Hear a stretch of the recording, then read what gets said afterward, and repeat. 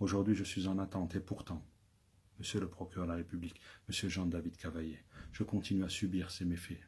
Cet harcèlement moral inouï, perpétré par des agents du renseignement territorial, perpétré par des fonctionnaires de la police judiciaire et du commissariat central de Perpignan. Pourquoi? Pourquoi j'arrive avec le temps, à voir qui me fait du mal et qui est là parce qu'il est induit en erreur et manipulé contre sa volonté? Pourquoi j'arrive à reconnaître des agents de la DGSI, de la Direction Générale de la Sécurité Intérieure, me suivre alors qu'il n'y a aucune haine dans leurs yeux? Pourquoi j'arrive à distinguer les agents du renseignement territorial et que j'observe en eux une haine inimaginable contre ma personne? Pourquoi c'est pareil pour les fonctionnaires de la police judiciaire? Pourquoi également ceux du commissariat central? Un groupuscule, bien sûr. Pourquoi ces corrupteurs d'un certain âge, avec pouvoir et autorité, ayant du grade, ayant la possibilité que d'induire en erreur et de manipuler contre leur gré, des fonctionnaires honnêtes, intègres, pourquoi agissent-ils en toute impunité? Pourquoi? Ceux qui ont mis en place ce trafic de drogue de grande ampleur, vous devez le savoir, messieurs, dames. Et si, après cette vidéo, le temps fait que on porte atteinte à ma vie, souvenez-vous d'une chose, s'il vous plaît. Souvenez-vous d'une chose. Tenez pour responsable uniquement le procureur de la République, M. Jean-David Cavaillé, car il avait ma destinée, ma vie entre ses mains, ma sécurité, car il était censé me protéger, comme il se doit de protéger tous ses concitoyens, car il était censé de faire régner la justice au sein de notre département. Tenez-le uniquement pour responsable si on portait atteinte à ma vie, si dans le futur, je ne suis plus là, par rapport aux informations que je vais vous donner, ces informations d'une grande ampleur, qui doivent vous ouvrir les yeux pour que vous puissiez savoir ce qui se passe à Perpignan. Tenez-le uniquement pour responsable, car il aura failli à son devoir, que de me permettre que d'accéder à la justice, que de faire cesser ces agissements, que je subis encore à l'heure où je vous laisse cette vidéo. Aujourd'hui, je suis reclué ici, au sein de ce centre de soins, ce centre de psychothérapie, pour m'isoler et me remonter moralement, parce que je souffre à l'extérieur, au sein même de ma ville. Car depuis que je suis ici, je me sens mieux. Cela fait un peu plus de 2 semaines et je me sens beaucoup mieux. Je suis obligé de fuir ma ville. Pourquoi? Je me suis battu du mieux que j'ai pu, j'ai amassé des éléments, et personne ne me vient en aide. Pourquoi? Pourquoi ce silence? Pourquoi personne ne m'aide? Il faut que vous sachiez ce qui se passe dans votre ville, car ce n'est pas pour moi. Pour moi, c'est trop tard, on ne me rendra jamais ces 8-9 ans que j'ai subis seul. Face à tout ça, que des gens de mon entourage, par ricochet, ont été victimes de cet harcèlement, parce qu'ils m'ont soutenu. Parce qu'également, les méthodes qu'ils utilisent sont bien huilées, sont bien rodées, car je ne suis pas le premier.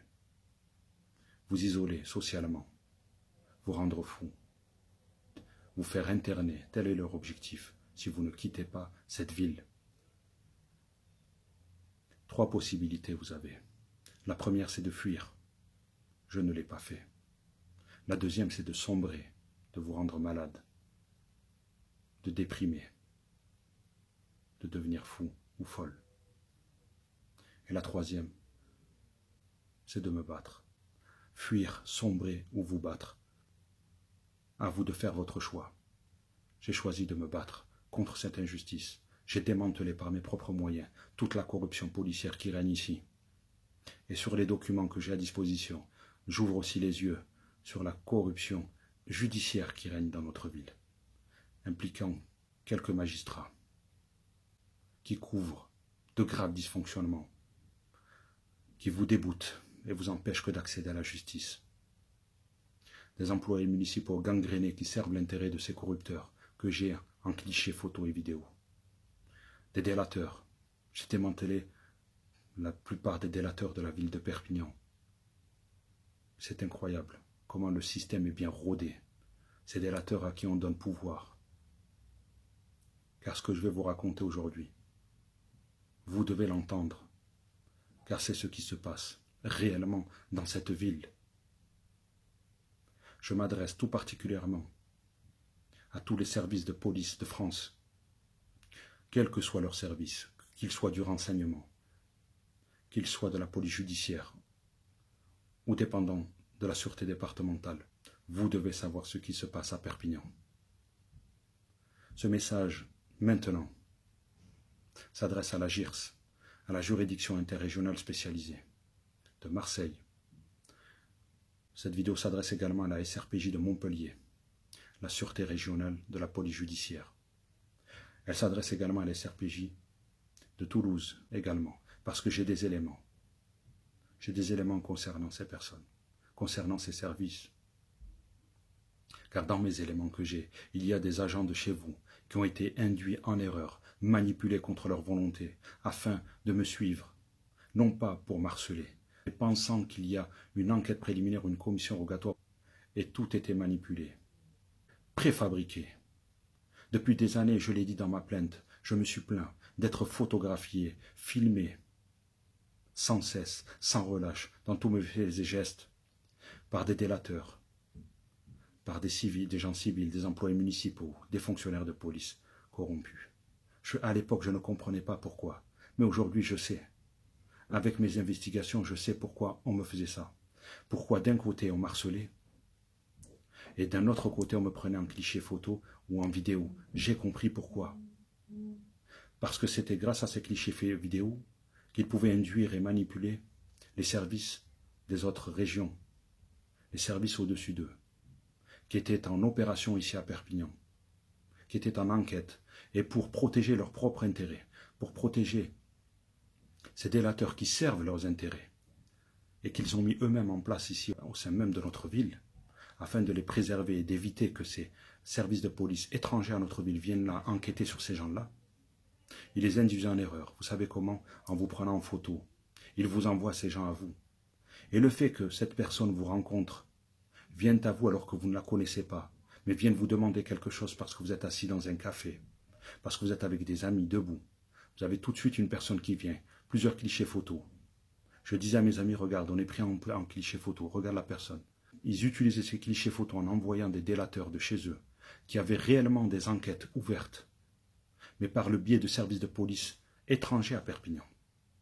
Et pour protéger ces délateurs-là, qui servent leurs intérêts ici à Perpignan, ils induisaient en erreur, ils manipulaient les services de police étrangers à la ville de Perpignan pour les dérouter de leur mission propre. Voilà comment ça se passe, messieurs, dames. Tous les services de police qui viennent enquêter ici, à Perpignan, contre des individus ciblés.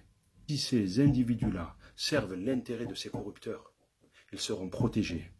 Et alors, ces corrupteurs induiront en erreur les agents qui viennent d'ailleurs, des autres villes. Ils les manipuleront pour qu'ils partent dans une autre direction. Voilà comment ils font. Et ça, je sais que la juridiction interrégionale spécialisée de Marseille est au courant de ça. C'est d'ailleurs ce que j'ai signalé à l'inspection générale de la police nationale de Marseille. C'est ce que je leur ai signalé. Voilà comment ça se passe à Perpignan. Voilà comment ça se passe à Perpignan, messieurs, dames. Vous devez savoir ce qui se passe dans votre ville.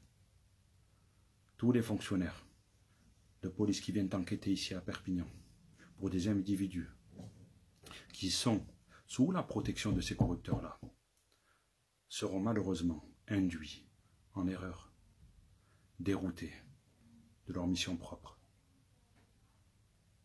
Je le prouverai par les éléments que j'ai. Avec tous les éléments que j'ai, je le prouverai. Et c'est comme ça qu'ils peuvent s'acharner contre vous pendant des années. Voilà, toujours en vous envoyant de nouveaux services, de nouveaux agents que j'ai en photo-vidéo. Des agents qui, lorsque vous regardez dans les yeux, lorsqu'ils vous voient les filmer ou les photographier, ne comprennent pas, sont dans une incompréhension totale. Se posent la question, pourquoi?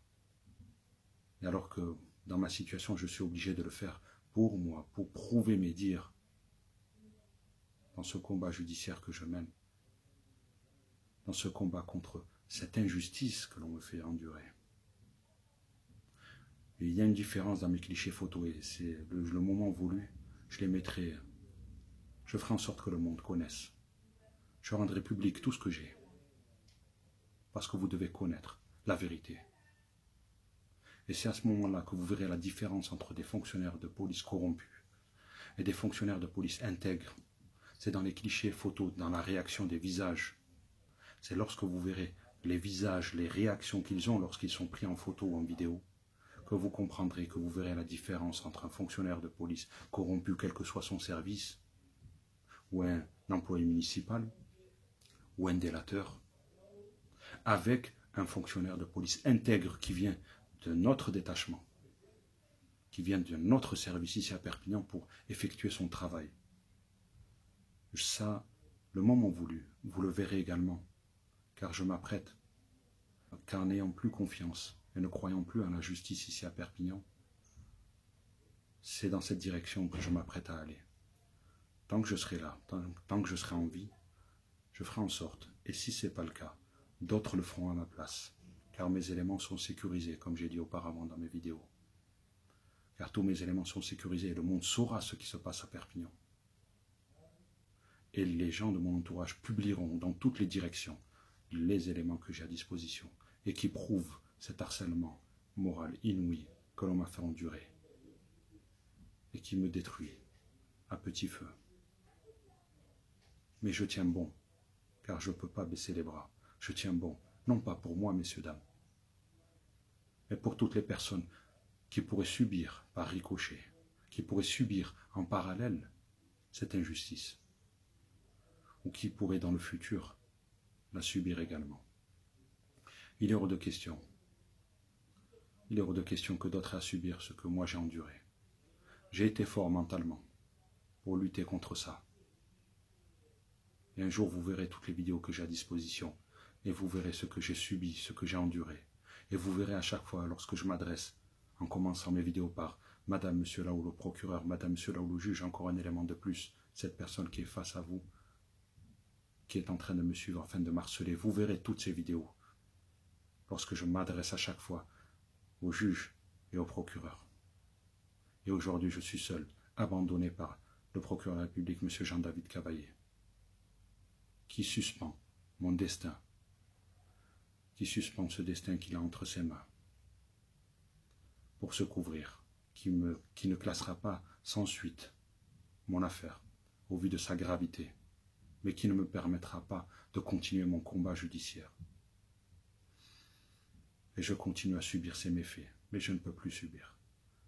C'est pour cela que, n'ayant plus confiance en la justice à Perpignan, et cela me fait mal au cœur, car je sais que la majorité des fonctionnaires de l'État sont intègres, je le sais.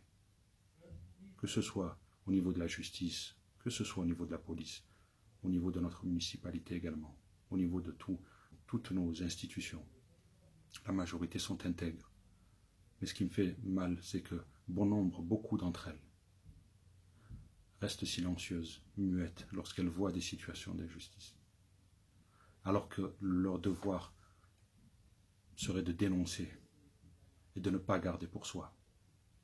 De dénoncer, de ne pas avoir peur que de subir l'harcèlement. Parce qu'il faut qu'ils sachent, ou qu'elles sachent, qu'ils ne seront plus seuls. À travers cette vidéo que je vous laisse, vous ne serez plus seuls. Le monde sera derrière vous. Parce que de par ce témoignage que je vous laisse, vous saurez que vous ne serez plus seuls, que vous pourrez obtenir de l'appui, que les gens vous croiront lorsque vous subirez une injustice. Ça a été le cas pour Madame Anissa Jalad, qui est actuellement vice-procureur de la République à Toulouse et qui a subi un harcèlement ici, au sein même du tribunal judiciaire lorsqu'elle était substitut du procureur. Et qu'on a poussé à la folie, et qu'on a fait croire qu'elle était folle, alors que ce n'était pas le cas. Je ne connais pas cette personne. Mais ce que j'aimerais lui dire, si elle voit cette vidéo, c'est que, concernant l'harcèlement, je la crois. Je la crois. car je sais ce que c'est, car c'est ce que je vis, Madame Anissa Jalad, vice-procureur de la République à Toulouse. Je sais ce que c'est. Et en tant que simple citoyen sans aucun pouvoir, je vous crois, parce que je le vis, parce que je l'ai vécu durant de nombreuses années, en silence. Je ne m'arrêterai pas. Je ne m'arrêterai pas, j'irai jusqu'au bout de ce combat. Non pas pour moi, mais pour toutes ces personnes qui auraient enduré cela. Il est hors de question. Il est hors de question que l'on continue à subir ces méfaits. Dans cette ville qui s'est perdue, dans cette ville qu'on a détruite, petit à petit. Il est hors de question.